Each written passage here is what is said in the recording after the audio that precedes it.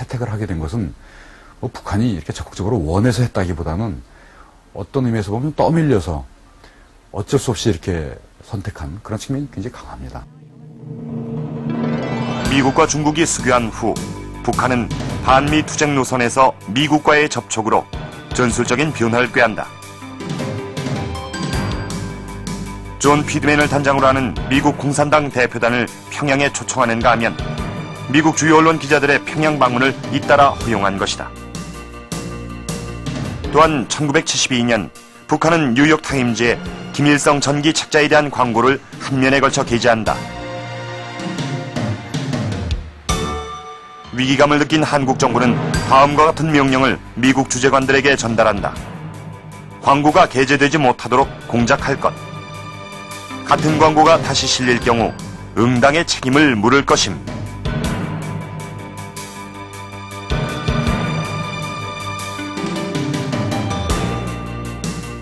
이런 상황에서 한국 정부의 위기감을 고조시키는 또 하나의 사건이 발생한다.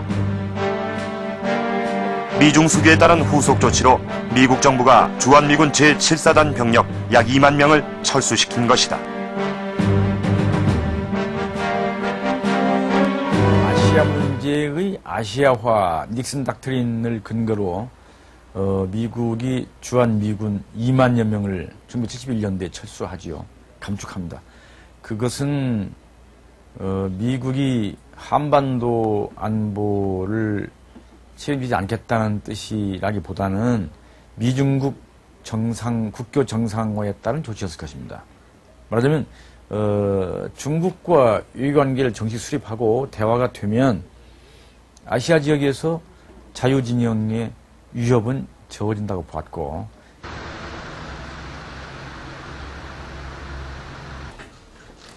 동서화해의 새로운 국제질서는 한국의 정치 상황에도 큰 변화를 가져온다. 50년이 넘는 한국 헌정사를 기록물로 보관하고 있는 국회기록보존소.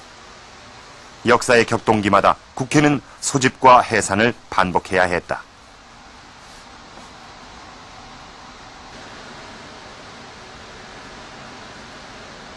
(4.19) 혁명과 (5.16) 군사 쿠데타 때도 가장 먼저 국회가 해산됐다.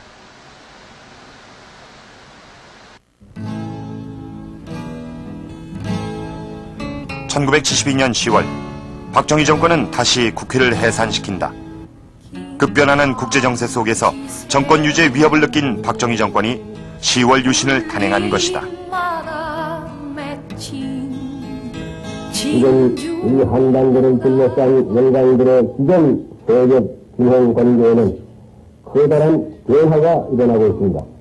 그 누구도 이 지역에서 다시는 전쟁이 재발하지 않을 것이라고 장담할 수 없는 것이 이에 나는 평화 통일이라는 능력의 여명을 구현하기 위하여 이정을 간의 헌법 일부 조항의 효력을 중지시키는 비상조치를 국민 앞에 선포하는 바이다.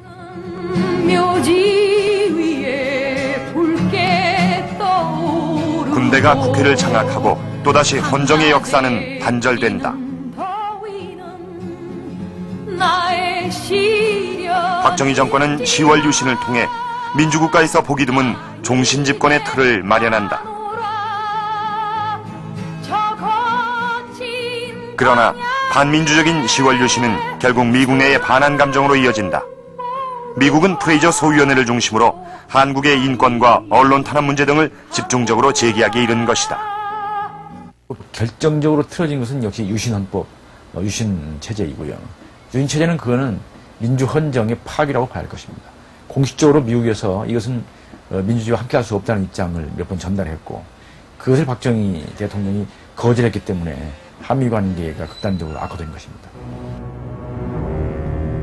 박정희 정권은 미국 정부로부터 10월 유신의 정당성을 인정받기 위해 특별 활동 계획을 세운다. 미국의 주요 인사들을 설득하기 위해 물밑 접촉을 시도한 것이다. 키신저 특별보좌관 등 백악관의 주요 인사들의 명단을 작성하고 각각의 인사마다 로비 대상자를 배정했다. 뿐만 아니라 국무성과 의회, 언론계 인사들과의 접촉도 시도한다. 그러나 한국 정부의 이런 노력은 큰 성과를 거두지 못한다.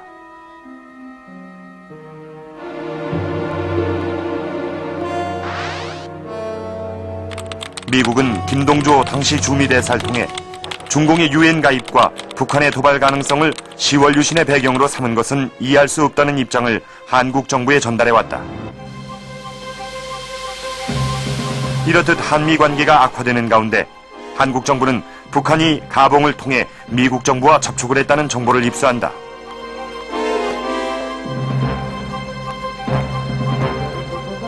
김용식 당시 주미대사가 한국 정부에 보낸 비밀문서.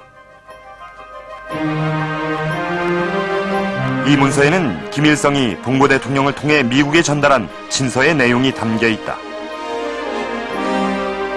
친서에서 북한은 전쟁을 도발할 의사가 없으며 미국과 한반도 평화 문제를 논의할 용의가 있다고 제안한다.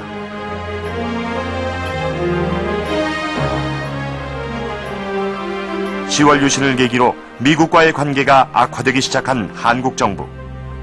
봉고 대통령을 통한 북한의 대미 접촉을 봉쇄하기 위해서라도 한국 정부의 대가봉 외교는 절실한 과제였다.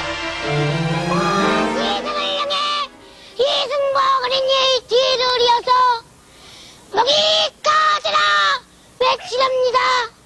나는 공산당이 싫어요.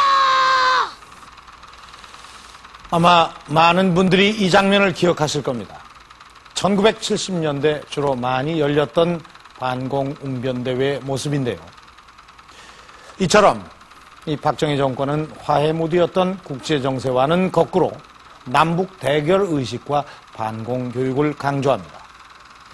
한미 관계 악화로 인한 정권 유지의 불안감을 북한의 도발 가능성을 내세워 돌파하려 한 것입니다. 또 밖으로는 이 아프리카를 중심으로 한 비동맹국과의 교류를 확대시켜 나가기 시작하는데요.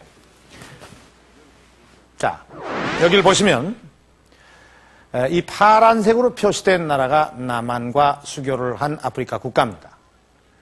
그리고 지금 주황색으로 표시되어 있는 것이 북한과 수교를 한 나라입니다.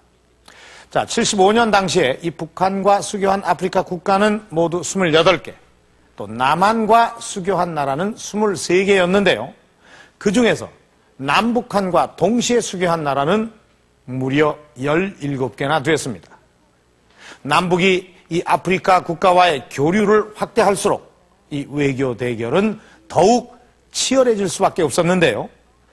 그런 가운데 이 한국 정부는 비교적 우호적인 관계를 유지하고 있던 이 가봉을 통해서 이 아프리카 외교를 더욱 강화시켜 나가기 시작합니다.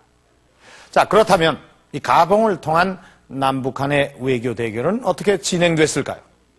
그 현장으로 함께 가보시죠.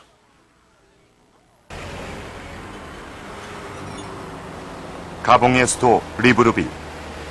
그 중심부에 유신백화점이 세워져 있다. 총 14층인 유신백화점은 30여 년이 지난 지금도 가봉에서 가장 높은 건물이다. 백화점이 지금 가봉에서 제일 큰 건물이었습니다. 건물 자체가 신기하니까 구경하고 물건이 이 나라에 없던 물건이 들어오니까 그 물건을 구경하러 온 사람들이 많아가지고 처음에는 사러 온 사람, 구경하러 온 사람 모두 번잡하게 붐볐습니다. 건설 당시 1, 2, 3층은 백화점으로